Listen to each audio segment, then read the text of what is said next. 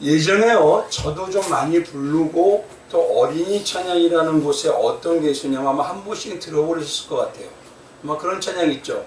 겨자씨만한 믿음만 있다면 이 산을 들어 저리로 옮기고 백부장만한 믿음만 있다면 부하의 병을 고쳐준대요. 아마 다 들어보셨을 거로 압니다. 근데 솔직히요, 이 찬양은 어떻게 보면 기독교 신앙하고 맞지가 않는 찬양입니다. 근데 이런 찬양이 보통 많습니다. 왜냐하면 항상 성도님들이 잊지 말아야 될 건요, 우리에게 나오는 것이 아니라 기독교 신앙의 주체와 주인은 하나님이십니다. 전적으로 하나님께서 주시는 신본주의이기 때문에 우리에게 나오는 것은 아무것도 있을 수가 없습니다. 그게 죄인이라는 전제의 정의입니다. 그래서 신앙의 삶은 전적으로 하나님께서 주시는 은혜의 주권이고요, 믿음이 바로 선물이라고 하시는 것입니다. 그래서 에베소 2장 8장에 하나님의 선물이 믿음이라고 말씀해 주시죠. 근데 이 핵심을 놓치게 되면요, 이게 문제가 뭐냐면 신앙과 성경의 해석이 완전히 다 달라져 버립니다. 기독교 신앙에서 말씀드린 대로 지성이면 감성이란 인간의 노력에 의해서요, 무엇이 이루어진다는 방향은 올바른 기독교의 방향이 아니라는 것이에요.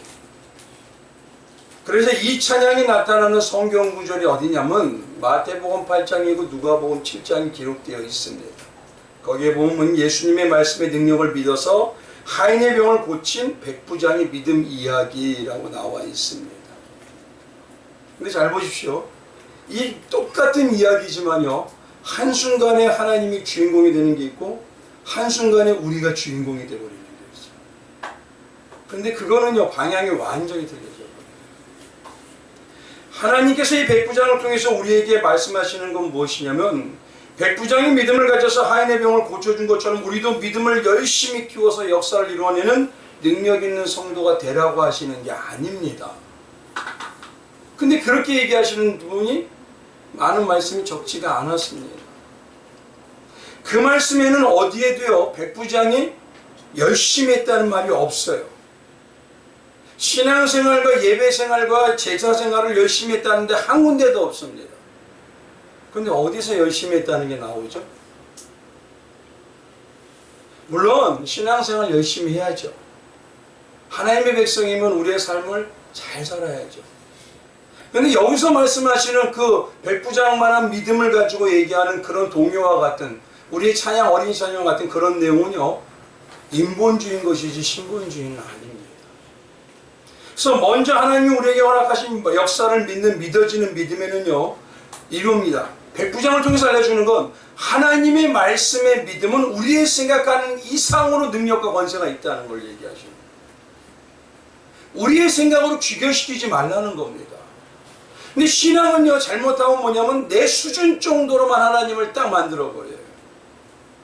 요 정도의 하나님, 요렇게만 해주면 되는 하나님. 유대인들도요, 보십시오. 하나님이 어떤 하나님이죠? 전능하신 하나님이죠. 근데 유대인들은 뭐냐면 자기들의 민족의 하나님, 자기들만 복주면 되는 하나님. 근데 이게 우리의 모습 아닌가요, 지금? 하나님을요, 우리가 제가 자주 쓰는 말 중에 자기 짜리 정도로 만들어버려요. 하나님은 전능하신 하나님이시죠. 내 수준 정도의 하나님이 아닙니다. 나를 넘어가는 분이십니다. 그러니 상상이 안 되시는 분이고 창조주이고 완전히 만왕의 왕이시라는 것입니다. 그러니 하나님은요, 우리를 위한 하나님만이 아닙니다. 우리만 복주는 하나님이 아니에요. 근데 자꾸 기독교 신앙이 보면은 하나님을 믿는다고 하니까 우리는 복받아도 당연해? 세상에 그 많은 영혼들이 어떻게 될까요? 제가 안타까운 중에 하나가 뭐냐면 일본 열도가 바다로 가라앉는다 그래요. 우리 한국 민족이 좀 문제가 많은 건 그거 아이고 잘됐다 그놈의 시기들. 거기에 인구가 몇 명인 줄 아십니까? 예수의 마음을 가진다면 그런 마음을 가질 수 있을까요? 근데 우리는요, 그런 걸 당연하게 여기는 분들이 있는데 성도라는 분들이 특히 그런 말을 들으면 가끔 하셔요. 그 한 영혼이요 얼마나 귀합니까? 가치관이 바뀌어야 되는데 가치관이 세상 수준에서 변하지가 않아요. 근데 백부장 이야기도 여전히 백부장만한 믿음을 내가 가지고 하면 하나님께서 역사하신다. 나에게 나오는 믿음 정도로 생각해버립니다. 그게 아닙니다. 신앙은 하나님이 주시는 거예요. 이 백부장의 이야기에서 중요하게 봐야 될 말씀이 어디냐면요. 마태복음 8장 10절에 보면요. 이런 말씀이 있습니다. 예수께서 들으시고 놀랍게 여겨 다른 자들에게 이르되 내가 진실로 너에게 이르노니 이스라엘 중 아무에게도 이만한 믿음을 보지 못하였노라. 어디 중에서 이만한 믿음을 못 봤다고요? 근데 솔직히 한번 보십시오. 백부장이 이스라엘 사람인가요? 아니죠. 근데 왜 여기다가 이 말을 써놓으셨죠? 지금 누구 보고 들으라는 거예요? 유대인들에게 들으라는 겁니다. 너 믿는 자들에게 들으라는 겁니다. 백부장은 이스라엘 민족이 아닙니다. 로마의 민족, 그는 군대장으로서요. 로마에게 죽도록 충성하겠다고 맹세한 병사입니다. 근데 예수님이 모르셔서 이스라엘 중에서 라는 말을 여기다 집어넣었을까요? 그가 로마 병사라는 걸 몰라서요? 이 핵심이 뭐냐면요. 유대인들에게 뭐라고 얘기하냐면 나는 교회 다니고 나는 제사드리고 나는 유대인이고 나는 성도야. 이러니 당연히 나는 복받아야 되는 이 선입견을 버리라는 겁니다.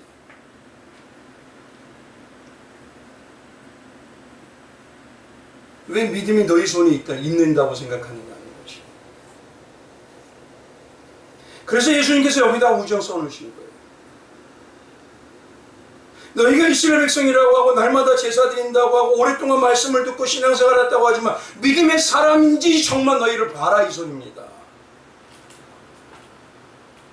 그걸 가지고 믿음의 사람이라고 맹신하지 말라는 소리예요. 이걸 지금으로 얘기하면요. 교회를 다닌다고 오래 기독교인이 됐다.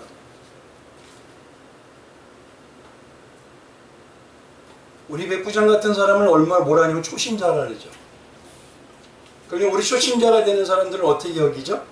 나보다 믿음이 맞죠. 그게 어떤 거죠? 신본주의입니까? 인본주의죠. 성경에 뭐라고 하시죠? 처음 된 자가 다 기억하고 계시죠? 나중 된 자가 누구 손에 달렸다는 거예요. 근데 여전히 우리는 어린이들의 가리키는 신앙에서부터 그렇게 얘기하고 있어요. 그러니 어린이들도 뭐냐면 잘할 때 그래 우리가 믿으면 돼. 그러면 하나님이 나보다 세상을 다 멸망해 나 복 줄 거야. 이게 머리에 잡혀버려요. 그러니까 신앙이 경쟁을 하게 됩니다. 그렇죠? 그래서 차등을 둬버려요. 그러니까 어떻게 됩니까? 신앙 안에서 제가요 너무 놀라운 건요. 예전에 목사님들이 세미나를 하는데 어떤 일이 있었냐면 목사님들끼리 서로 어울리라고 개척교회하고 성공한교회 목사님들하고 같이 세미나를 했답니다. 근데 어떤 일이 있는 줄 아세요? 끼리끼리 모이더래요.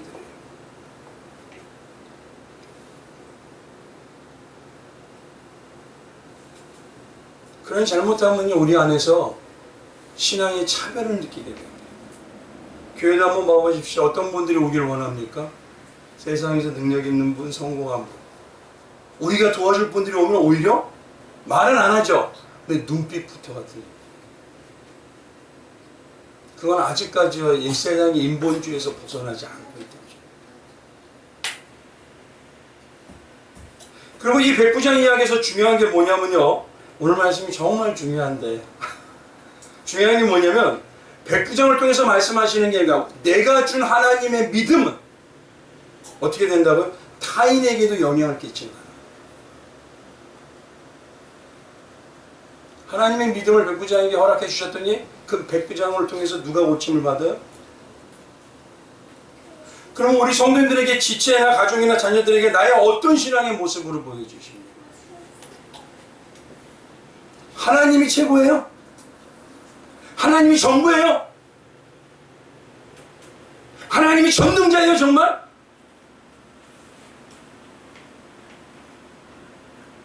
상황에 따라 바뀌지 않습니까? 현실에 따라 바뀌지 않습니까?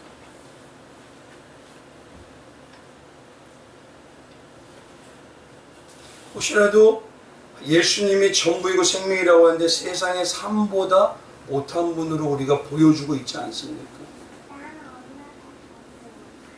모든 것, 특히 구원의 완성과 시작과 완성은요, 전적인 하나님의 주권입니다. 그러나 세상의 삶에서요, 우리에게 믿음으로 사는 모습, 그것이 빛으로 살고 있는지, 내가 어떤 빛을 비추고 있는지 자꾸 돌아보라는 의미는 나의 신앙의 영역, 삶에서 영향이 나타난다는 것입니다. 구원과 우리의 모든 구원의 역사는 하나님이 하시지만 삶에서 누구의 최소한 가까이는 자녀예요. 가까이는 가족이에요. 가까이는 이웃이에요.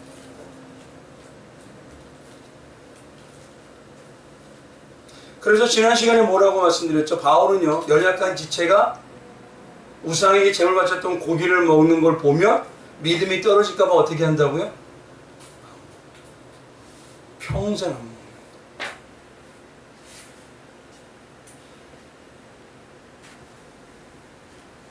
우리가요, 신앙생활을 잘하고 교회생활을 잘해야 된 이유는요, 우리가 세상에 사는 삶과 같아요. 무슨 말이냐면은 가정의 삶을 충실하고 사랑하고 사는 게 특별할까요? 대단할까요? 당연한 걸까요?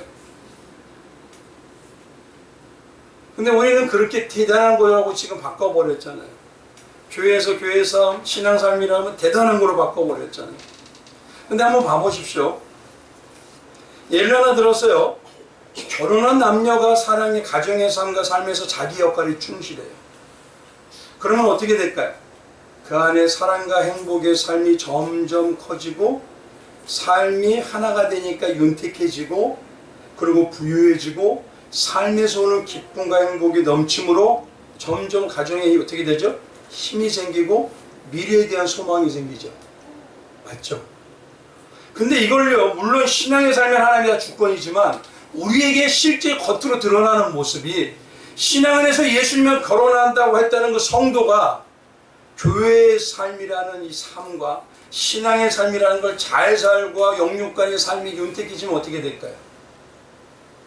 영적으로 신랑이 공급해 주는요, 하나님이 놀라운 역사가 넘치게 되고요, 능력이 풍성해져요. 삶이 풍요로워지죠. 예수와 함께하는 행복이 넘치죠. 그 영육간의 힘이 넘쳐나는 겁니다. 그러니 어떻게 됩니까? 내세 더욱더 신앙의 천국의 예수와 사는 삶을 어떻게 하죠? 소망하게 되죠. 그리고 영생에 확신이 더욱더 뚜렷해집니다. 그러니 초대교회 성도들처럼 담대한 믿음으로 예수를 증거합니다. 그러니 뭐라고 하죠, 성경에? 그들을 세상이 감당을 못하다.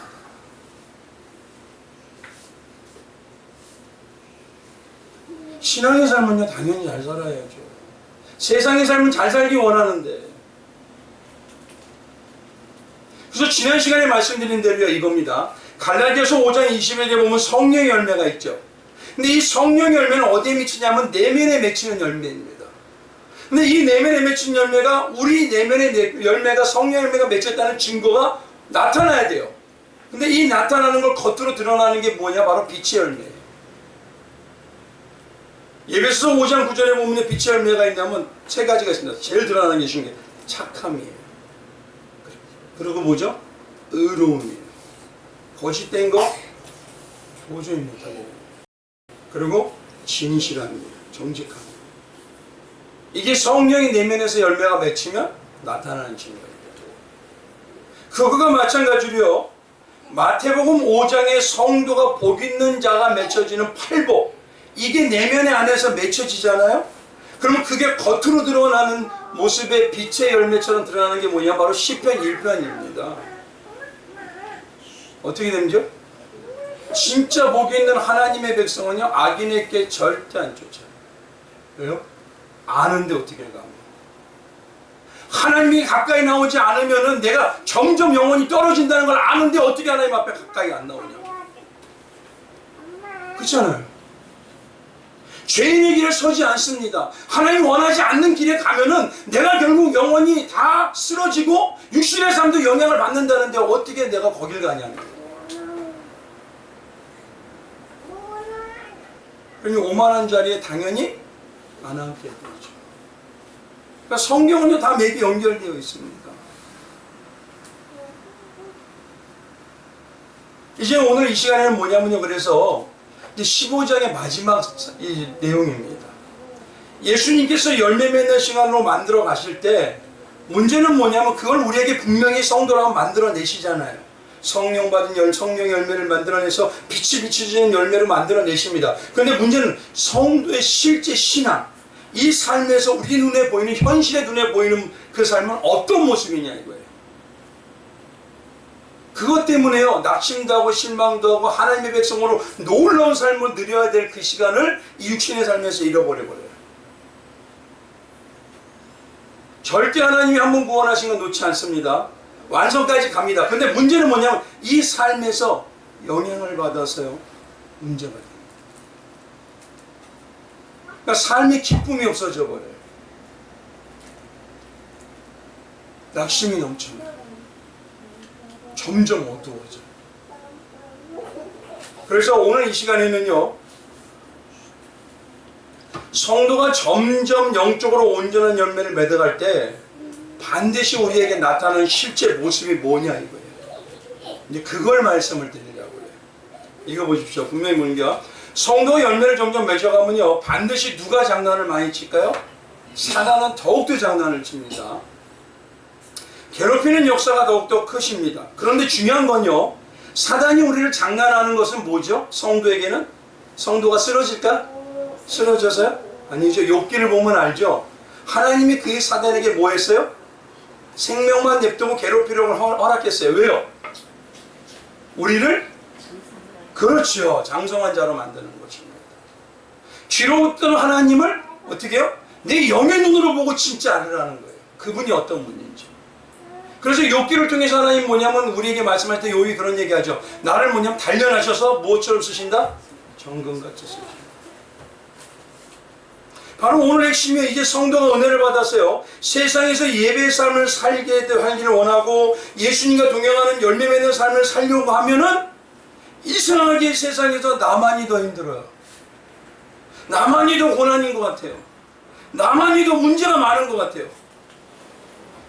그런 모습에 근데 대부분이 많이 낙심하고 흔들려요. 그래서 오늘 이 마지막 시간에 예수님이 그거를 마지막 딱 집어버리시는 거예요. 너희가 이런 일이 있다 그래서 절대 흔들리지 마라. 그 또한 누가 일하시는 거다? 그렇죠. 그거 얘기하시는 겁니다. 그래서 영적으로 세상을 다스리는 이가 모든 역사는요, 하나님의 전적인 주권이기 때문에 우리는 알 수 없습니다. 그러나 중요한 건 뭐냐면 목회자가 현장을 가보니까 안타까운 건 성도님들이 이제 조금만 더 하면은 영안이 열릴 것 같아요. 말씀의 눈이 이제 바뀌어가가지고 이제는 딱 우리가 이렇게 목사님이 제가 안 해도 이제 말씀의 영적으로 신문적으로 확 볼 것 같아요. 근데 좀 이따 갑자기 시험 들었다.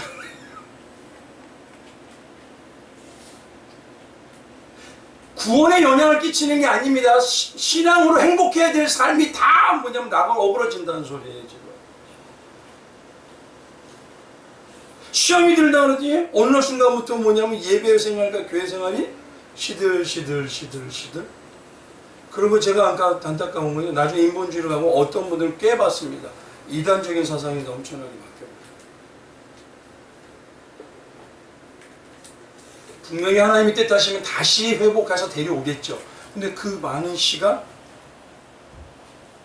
하나님의 은혜와 사랑으로 풍성하게 누려야 될 시간이, 사단이 이걸 모를까요? 사단은요, 우리를요 구원에서 떨어뜨릴 수 없다는 건 압니다. 그럼 뭘 하기 원할까요? 예수와 동행하는 은혜의 시간을 빼앗겨버려요. 이게 목적입니다. 근데 그걸 모르더라고요. 전에 제가 말씀을 한번 드렸는데, 제가 부교육 때요, 다른 교회 청년부를 했습니다. 근데 청년부 때 수련회만 가고요, 집회만 가면 진짜 은사 체험이 막혀요. 이 청년 방언도 하고요. 은혜는 혼자서 다 받는 것 같아요. 막 방방 뛰어요.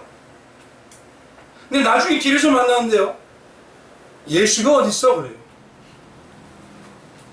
예수가 뭐 있어? 거짓말하고 앉아있어요. 그리고 술이 이만한 거죠. 물론 그를 다시 하나님이 어떤 방법을 취해서라도 회복할 수가 있겠죠. 그런데 그 많은 시간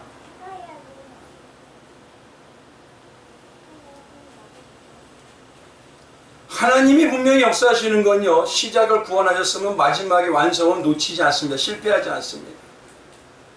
근데 이 땅에서도 우리가 누려야 되는데 이 땅에서 누리지 못하고 코 빠뜨리고서. 그래서 오늘 이 시간의 15장에는요 우리에게 꼭 말씀하신 핵심 말씀이 세 구절이 여기 딱 들어가 있습니다. 18절 한번 봐보십시오. 전체 내용이 중요하기도 하지만 이 핵심을 딱 먼저 잡고 들어가는 게 제일 중요합니다. 18절 한번 같이 봉독합니다. 시작. 세상이 너희를 미워하면 너희보다 먼저 나를 미워한 줄을 알라. 한번 이거 잘 보십시오. 이 내용이 뭐죠? 예수님이 말씀하신 세상에서 우리가 살아가는 삶의 모습의 방향이 뭐냐? 예수님이 미움받으셨기 때문에 성도인 너희도 뭐한다? 분명히 미움받는다 그러죠. 오늘 예수님이 그 말씀하시는 겁니다. 너희를 미워하면 너희 반드시 미움받게 되어 있어 세상에는. 근데 왜 그러냐면 내가 미움받아서 내 거기 때문에, 나와 하나이기 때문에, 너희는 주소는 하늘이기 때문에 미움받아. 근데 미움받는 게 예수님 뭐라는 거예요? 당연하다는 거예요? 아니면 이상하다는 거예요? 당연하다는 겁니다. 그러면 잘 보십시오. 성도님들 중에서 뭐냐면 삶에서 세상에 고난과 시련이 없게 해달라는 것은 지금 예수의 사람으로 살겠다는 겁니까? 아니면 내 마음대로 살겠다는 겁니까? 답이 나오죠.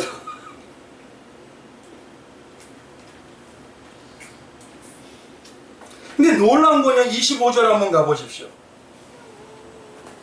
한번 같이 읽어볼까요? 시작. 그러나 이는 그들의 율법에 기록된 바 그들이 이유 없이 나를 미워했다 한 말을 응하게 하려 합니다. 어디에 기록되어 있어요? 성경에. 그렇다면 이거 누가 허락하신 거예요? 하나님이 허락하신 거예요. 하나님이 뭐냐면 우리를 세상이 미워하게 내비두시는 거예요. 당연하게. 놀라운 게 이 말씀입니다. 세상이 그런 것도 아니라 하나님이 그냥 냅둔 거예요. 하나님이 지금 조성하고 계신다는 거예요. 우리가 미워지도록. 이유가 있다는 겁니다. 그렇게 하신다는 거예요 지금.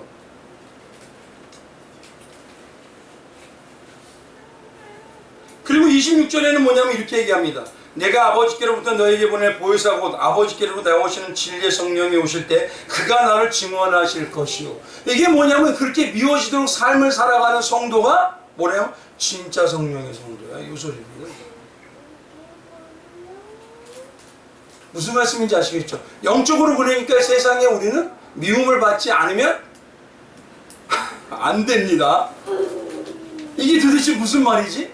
우리 세상이 잘 되기를 원하는데 우리가 가지고 있는 가치관과 같아야 틀려요.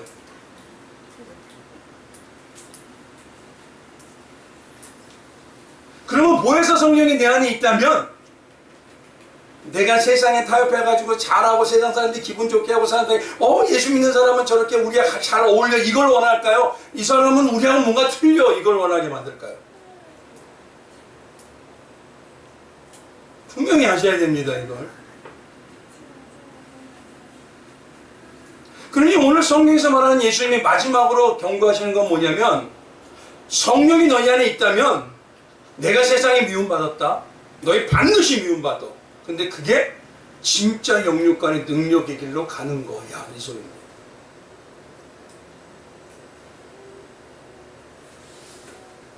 우리가 아무 문제가 없다는 거니 영적으로 한번 봐보십시오. 사단이 건들 필요 있어요? 없어요? 이거 건들 필요도 없어요. 교회는 다니고 말씀을 읽는다고 하는데 누구 거예요? 나하고 똑같아. 그럼 왜 건드려요? 내비두지.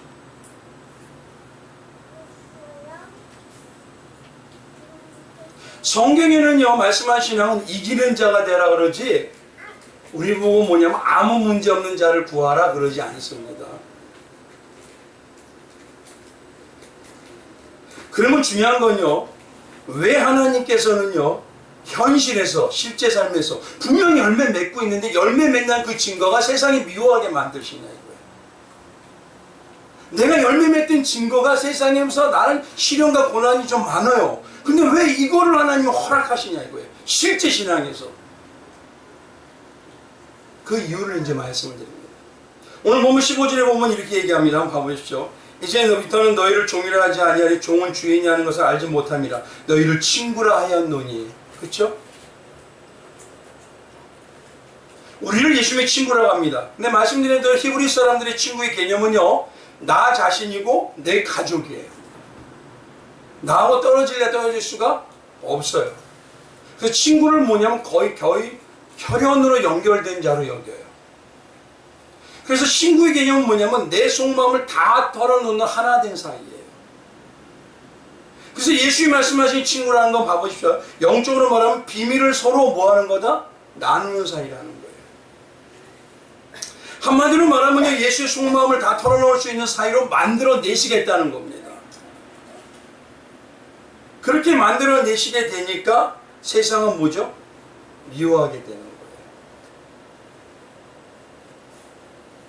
그 세상이 만들어내시나 예수님이 만들어 세상에서 미워하도록 만들어내신 방향이 예수의 십자가에 그리스도의 십자가에 하나 되게 알고 삶을 살게 하고 예수님만이 참 증거라고 증인의 삶을 살게 하시는 겁니다. 그래서 사도행전 1장 8절에 우리에게 증인의 삶을 산다고 말씀해 주시는 겁니다. 근데 가만히 보셔도 솔직히 이제 여기서부터 중요합니다. 세상이 진짜 하나님의 비밀을 맡은 자로서 말씀대로 살려고 하고 말씀대로 전하는 삶을 살려고 하면 실제 삶에서 그렇게 기쁠까요? 아니면 조금 어렵고 힘들고 쓰디쓸까요?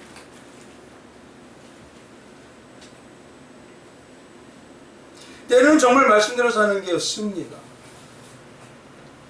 말씀을 교회에서 설교할 때 들을 때는 아멘 하면서도 너무 좋아요. 근데 막상 신앙의 삶에서 십자가의 삶에 동행하면서 예수와 동행하려고 하면 그게 솔직히 나하고는 안 맞아요. 인간의 본성상, 죄인의 본성상 맞지 않기 때문에 써요.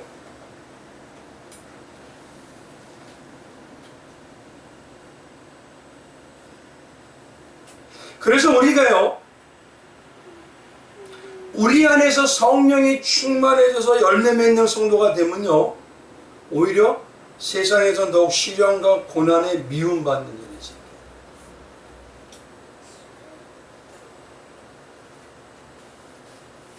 이 말씀을 잘 이해하셔야 됩니다. 제가 이 미움받아서 고난의 시련을 미움받아서 부자 되지 말라는 게 아니에요. 잘 살지 말라는 게 아닙니다. 제발 교회 안에서도 부자가 되시고 잘 사는 분에 대해서 하나님에 대해서 많이 쓰세요. 중요한 건 뭐냐면요, 외적으로 우리가 자꾸 세상에 부유함이 나타나도 하더라도 진짜 성도라면 어떻게 된다는 거예요? 예수 그리스도의 십자가의 삶에 동참하게 만드신다는 겁니다. 그러니까 신앙의 삶에 살다 보니까 신앙으로 살아야 될지 세상으로 살아야 될지 이 정말 뭐냐면 갈등이 되게 심해요.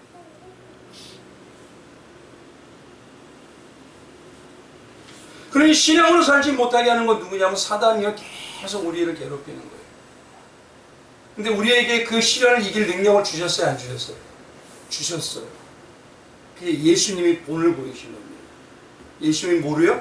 말씀과 십자가와 기도와 은혜. 한번 가만히 봐보시죠. 부자 되려는 게 부자 되지 말라는 게 아닙니다. 요셉 한번 봐보세요. 요셉만큼 부유한 자가 있던가요? 맞죠? 근데요, 하나님께서 그거 함께함인데 함께함으로 날마다 형통하다고 하는데 그의 삶의 실제를 보시면 어때요? 노예가 되기도 하고 감옥에 들어가기도 하고 죽을 고난도 당고, 그런데 어떻게 되죠? 나중에 점점 가는 건 하나님의 역사가 나오죠. 그런데 그가 변질되던가요? 아니죠. 영적 실력자가 돼야 되는 거죠. 하나님이 그렇게 만드시는 겁니다. 다윗은 어떻습니까? 기름 부음을 받고 난 다음에 하나님께서 함께 하심으로요, 하나님 말씀대로 살겠다고 자기를 죽이려고 하는 사울을 죽을 기회가 있었어요, 없었어요? 근데 말씀 때문에 안 죽여요. 그래서 어떻게 하면 13년 동안요, 장인한 자에게 징글징글하게 죽임의 위협을 받아요. 그런데 나중에 어떻게 되죠? 통일 왕국의 그만큼 위대한 나라의 왕이 없어요. 부자 되지 말라는 게 아닙니다. 제발 되세요. 근데 중요한 건 신앙의 실력자가 돼서 십자가에 좀 동행하라는 거예요. 근데 그게 우리가 하는 게 아니라 누구다? 하나님이 성령께서 하시니까 거기에 동참하는 자를 좀 사모하라는 것입니다. 다윗도 마찬가지고 바울도 마찬가지고 베드로도 그랬죠. 놀랍던 역사는 나옵니다. 그러나 반드시 성도라면요 예수의 십자가의 삶에 동행을 시킵니다. 그러면 오늘 이 시간에 말하는 건요, 왜 현실에서 이런 세상에 미움을 받는 것 같은 고난과 시련이 나타나게 하시느냐. 그때 우리가 가져야 될 마음이고 흔들리지 말아야 될 마음이 도대체 뭐냐. 마지막 성령이 역사하실 때 이것이 이루어진 우리에게 그것을 분명히 이루라고, 그걸 내가 지금 이루고 있는지 나를 점검하라고 말씀해 주시는 거예요. 그래서 오늘 이 시간에 알기 위해서는 어디를 보냐면요, 이사야 22장을 볼 겁니다. 이사야 22장을 펴도 되는데 안 펴셔도 돼요. 제가 이제 말씀을 드릴 거예요. 왜냐하면 이사야의 이야기를 대략적으로 말씀을 드리면 성경 전체가 66권이죠. 근데 그 한편에요, 성경은 창조와 결말과 세상을 어떻게 경영하시고 하나님의 시작과 마지막을 어떻게 보여주신다는 역사와 인생사의 어떤 겁니까? 완전한 대하사극입니다. 그런데 놀라운 건요, 이 대하사극 같은 이 내용이 이사야서가 66장으로 되어 있어요. 거기에 그대로 들어가 있습니다. 쉽게 말하면 그게 인생사 전체인데 그거를 하나님께서 이사야를 통해서 60장에 딱 집어넣었어요. 그러니까 이사야성 내용의 66장이 결국은 성경 전체의 내용 흐름과 맞더라는 것입니다. 그래서 신학자들이 이사야서를 연구할 때 그 뭐라고 하냐면 내용과 구성이요, 우리가 보는 성경의 방향과 매수 히스다에서 이사야서는 뭐냐, 성경의 축약판이라고 합니다. 이 말씀은 성경의 내용은 세상의 역사이고 실제 삶에서 나타나는 역사이고 그거를 성경이 말하고 있는데 그걸 이사야서를 잘 보면은 그 삶에서 왜 그런 일이 나오는지를 알 수가 있다는 겁니다. 그래서 대략적으로 이사야를 말씀드리면 왜 이걸 말씀드리냐면 여기서 좀 이해가 안 되는 부분이 나와서 그래요. 이사야 전반부의 1장과 39장에 가보면요, 이방에 대한, 다른 나라에 대한, 세상에 대한 앞으로 대할 심판에 대해서 얘기하세요. 1장부터 39장까지가. 그리고 후반부의 40장부터 60장까지가 27장이에요. 신약처럼요, 이스라엘인 유다가 바벨론의 포로에서 해방이 되고 그런 묶여있던 것 같지만 사단에서 해방이 되어서 메시아가 거기에 등장함으로 인해요 우리가 완전히 이기는 역사의 방향이 완벽하게 기록되어 있습니다. 근데 이것이 바로 우리의 모습이죠. 처음에 가보십시오. 구약이라고 하는 39장에까지 보면은 우리는 어떻게 시작합니까? 육신의 삶으로 태어나잖아요. 근데 그때 예수님을 압니까? 모르죠. 그렇게 삶을 살다가 어느 그 중에 어떤 사람들을 예수님을 만나는 자들을 택하시는 거예요. 그게 27장부터 이루어지는 뒷부분의 얘기처럼 인생사가 그렇게 이루어지게 만들어 내셨다는 겁니다.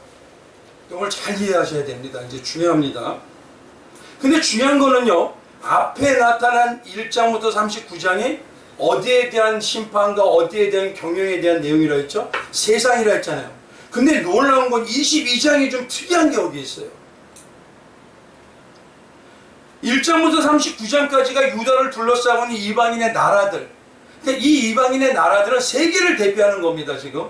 그들에 대한 심판을 말씀하시는데 이상하게 배치하는데 그 사이 중간에 딱 한 장만, 22장만 이스라엘이 유다의 수도 예루살렘에 대한 심판을, 예루살렘에 대한 예언과 경고를 딱 하고 그 한 장만 넣어줬어요. 중간에. 그러니까 잘 보십시오.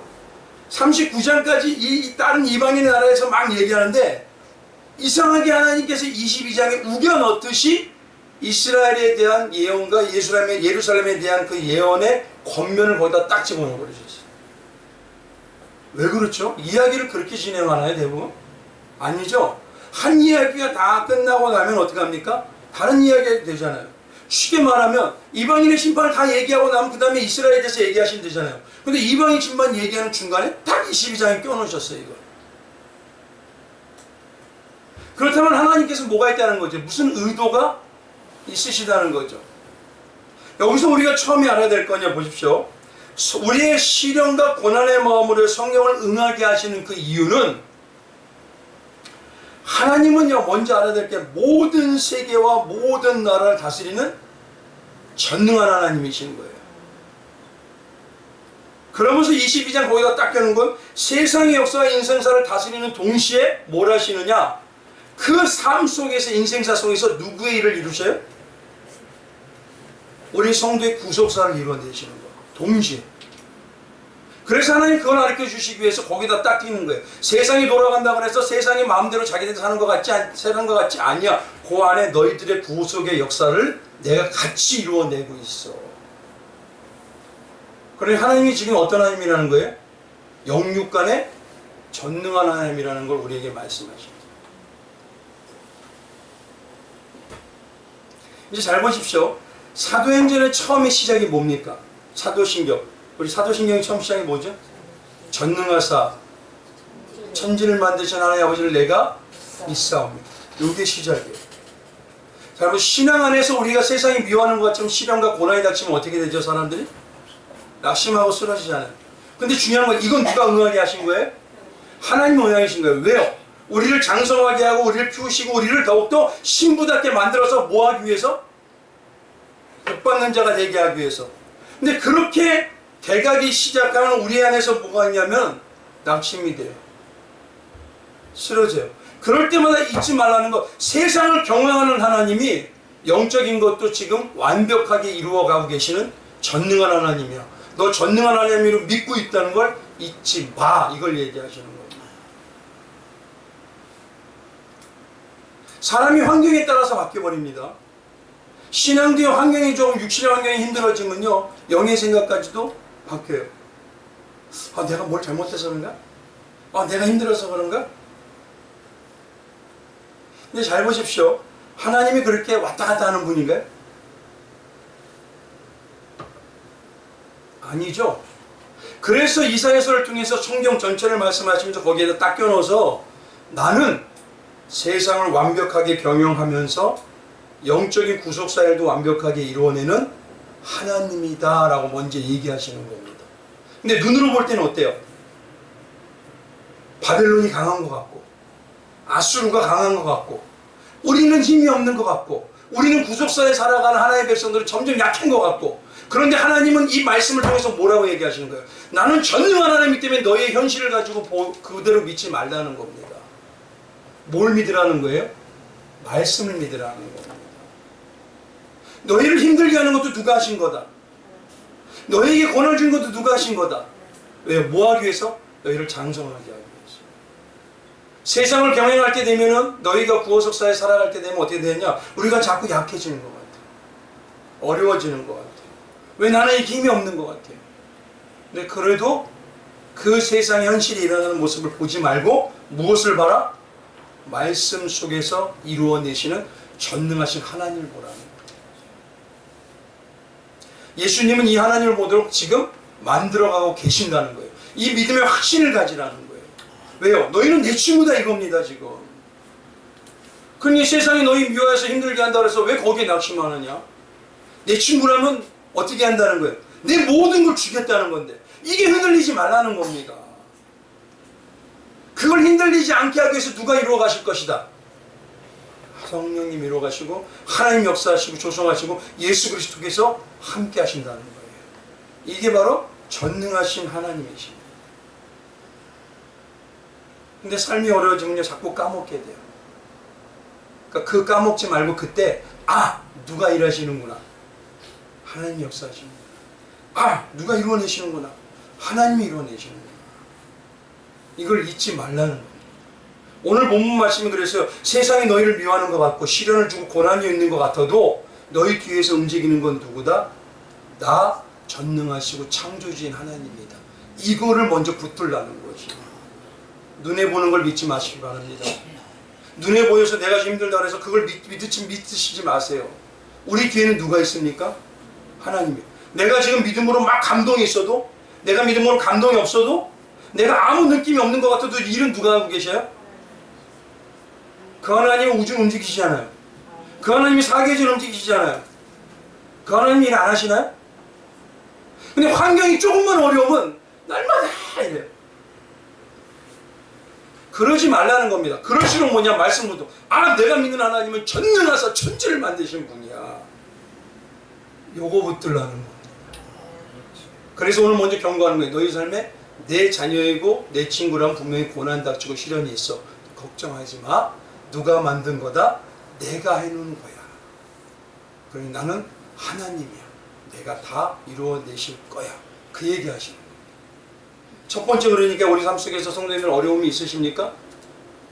괴로움도 있으시고요. 신앙으로 살 때 되면 자꾸 이웃이나 누가 괴롭히기도 하죠? 걱정하지 마세요. 그거 하나님 지금 나를 성장시키고 계시는 거예요. 담대하게 만드시는 거예요. 고난이 있습니까? 걱정하십시오. 해결해 주십니다. 믿음으로 나가시라는 거예요. 그러니까. 근데 그게 그런 신앙과 우리 시련과 고난에 미워지는 것 같은 모습은 당연한 거로 받아들이면 이제 방법이 틀리잖아요. 우리가 받아들이는 건 틀리잖아요. 그래? 와라? 나는 그래도 어떻다? 내 하나님은 창조주이다. 요 믿음으로 얘기를 하는 겁니다. 그래서 먼저 경고를 해주신 거예요. 너희 삶에 이런 일이 있을 것이다. 두 번째는 뭐냐면요. 이사야서 24장 22장에 보면 왜 하나님께서 우리의 실제 삶에서 고난과 시련을 나타나게 하는지 그 이유를 말씀하셔요. 거기 보면요. 22장 한 번만 딱 펴보세요. 거기 보면 맨 위에 빨간 거 좀 조그만 글씨가 있습니다. 이사야 22장에 가보면요. 거기 뭐라고 써있냐면 환상골짜기에 대한 경고라고 말씀하셔요. 근데 환상골짜기라는 것은요. 이 성경에서 말하는 하나님이 지키는 성입니다. 바로 예루살렘 성입니다. 이스라엘 백성이 무슨 일이 있었냐면 자기들은 뭐냐면 예루살렘이 높은 지역에 있었어요. 그림 한번 보여주세요. 이스라엘 백성이 뭐냐면 예루살렘이 높은 지역에 있었어요. 그래서 지형적으로 뭐냐면 자기들은 난공불락의 성이라고 생각했습니다. 절대 우리의 이 모든 것은 빼앗질 못해. 그래서 예루살렘의 해발 여기 800m 저기 높은 데 있어요. 그러니까 웬만하게 쳐들어가기가 어렵습니다. 그리고 그들이 얘기했던 게 뭐냐면요. 우리는 누구 백성이다?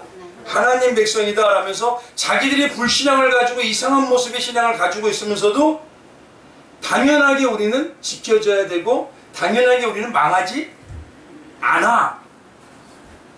요 마음을 가지고 있었어요. 이걸 쉽게 말해서 뭐라 그럴까요? 죄성이죠. 그렇죠? 죄인된 세상의 근거와 다른 게 없는 죄성이잖아요. 이게 얼마나 심했으면요. 이스라엘 민족이 기록해 보면은 예수 하나님의 성전에 바알과 아세라 제단이 있었고 또 뭐냐면 열왕기하 17장이나 열왕기하 21장에 가보면요. 온 나라가 지금으로 말하면 교회 전체가 내가 복음과 내가 짜리 하나님을 믿고 살았어요. 우리만. 그래서 하나님이 이사야 22장 뭐라고 하냐 8절에 하나님께 이스라엘인 유다에게 덮었던 것을 벗겨버리신다고 합니다. 22장 8절 보이죠? 예, 유다에 벗겨서 버려버려요. 근데 잘 보십시오. 오늘 본문을 보면요. 세상이 미움을 받고 시련과 고난을 받는다고 하는데 덮어버렸다는 건 뭐예요? 하나님이 덮어놓고 지켜주고 함께 했던 걸 어떻게 하신다는 거예요? 싹 걷어내신다는 거예요. 그래서 이게 뭐냐면 성막에 있는 휘장하고 똑같은 말입니다. 쉽게 말하면요. 자기들은 선민이에요. 신앙 안에서 주님의 사람으로서 온전한 모습으로 살지 않으면서 자기들은 아무 문제 없다고 맹신하고 있더라는 거예요. 그리고 뭐냐면 우린 잘하고 있어. 그 당시 유대인들이 어떻게 했냐면요. 하나님을 바라보면서 하늘의 중심으로 하나님의 뜻을 구하면서 살기보다는 뭐냐면 자기들이 하나님을 통해서 세상 복을 더 받겠다고 이용했었어요. 그러다 보니까 제사만 잘 드리면 되고 성경만 많이 읽으면 되고 남들이 보던 어떤 시장에 나가서 성문 어귀에 나가서 기도를 많이 하는 척하면 돼 하고 생각했습니다. 백부장이 있을 때 누구한테 얘기하셨다고요? 이스라엘 민족한테 얘기한 거죠. 이스라엘 중에 이런만 없다. 그럼 뭐냐? 그 신앙은 누가 하시는 거예요? 그런데 뭐냐면 이스라엘 백성들은 자기의 열심에 의해서 자기야에서 자기들은 당연히 선민으로 받아야 되는 거고 어떤 삶을 살아도 아무 문제 없다고 생각했어요. 그래서 하나님께서는 뭐냐면 그들의 그 죄성을 어떻게 하기 위해서요? 없애기 위해서 시련과 고난이라는 아수리가 침략하게 만들어버려요. 그래서 고난을 당합니다. 그리고 아픔을 겪습니다. 근데 후반절에 가보시면 보세요. 이사야 22장 8절에 가보면 뒤에 가보면 그날에 내가 어디요? 어디로 간다 그랬죠? 숲을 곳간의 병기를 바라보았고 라고 하죠. 이게 뭐냐면 하나님께서 우리를 아수르가 쳐들어오고 내 삶이 어렵게 되면 우리는 어디로 가야 돼요? 누구한테 가야 돼요? 하나님한테 가야 되잖아요. 근데 뭐냐면 이들이 뭐로 가냐면 숲에 있는 곳간의 병기라는 건 뭐냐면 자기들의 무기창으로 가버려요. 하나님의 뜻을 구하는 게 아니라 세상에 내 힘을 또 찾기 위해서 또 내려가요. 그리고 나중엔 실로암 목가를 찾습니다. 하나님이 아니라. 왜요? 실로암 목가가 영적인 의미가 있으니까 거기서 뭐냐 그렇게 세상적인 방법을 하나님을 세상적인 복 받는 방법으로 또 찾아내는 방법을 찾아요. 또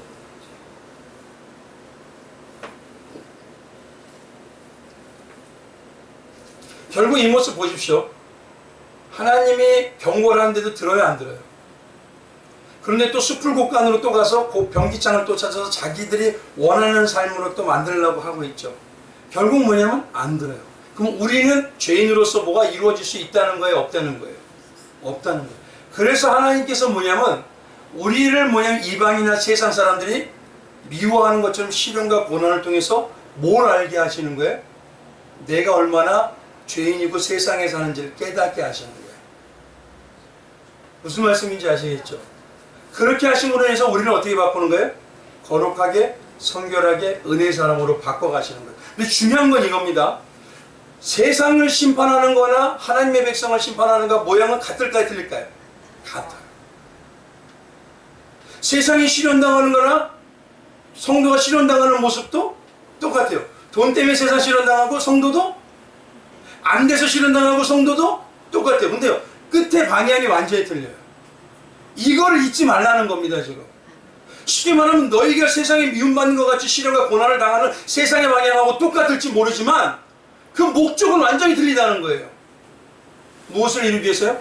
하나님의 뜻대로 만들어내기 위해서. 이 두 번째를 잊지 말라는 겁니다. 그래서 한번 전도서 한번 봐보십시오. 전도서가 놀랍습니다. 외적으로 볼 때는 어떻게 해요? 범사의 때와 기한이 있다고 하는데 어떻죠? 죽일 때가 있대요. 이거 망하는 것 같죠? 시련이고. 또 헐 때가 있대요. 망하는 것 같잖아요. 그리고 슬퍼할 때가 있대요. 찌실 때가 있대요. 이런 전도서의 때를 가만히 보면은 우리가 보면 겉으로 볼 때 망하는 것 같잖아요. 내가 수모당하는 것 같고 내가 뭐냐면 세상이 미워하는 것 같고 시련과 고난인 것 같아요. 그런데 전도서는 뭡니까? 하나님의 백성을 어떻게 해요? 다시 세우는 방법을 얘기하시는 거예요. 하나님의 백성을 온전히 세우는 일을 하기 위해서 하나님께서 찢으시기도 하고 싸매기도 하고 헐기도 하고 지으기도 하시고 이 방법을 하나님이 지금 내 백성에게 하고 있다는 겁니다. 그러니 육신의 눈으로 바라볼 때 내가 안 된다고 생각하고 부족하다고 생각해서 거기에 빠져버리면 하나님의 역사를 동참할 수 있어요? 없어요? 없어요. 현실의 삶에서 우리가 고난과 시련이 더 많았는데 그 시련과 고난은 뭐냐면 십자가의 고난이고 순교자의 삶을 살게 하는 겁니다. 결국 누구와 하나 되게 하기 위해서, 하나님과 하나 되게 하기 위해서, 예수님과 하나 되게 위해서 그러는데 내가 육신의 눈으로 보고 살아가다 보면 왜 이렇게 예수님 믿으면 더 힘들어?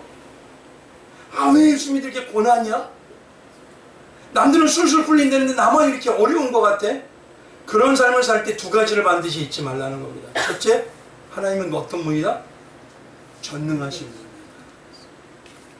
전능하신 분이 나를 지금 장성시키기 위해서 시련과 고난으로 십자가에 동참하는 신부로 만들어가고 계시는 것이다.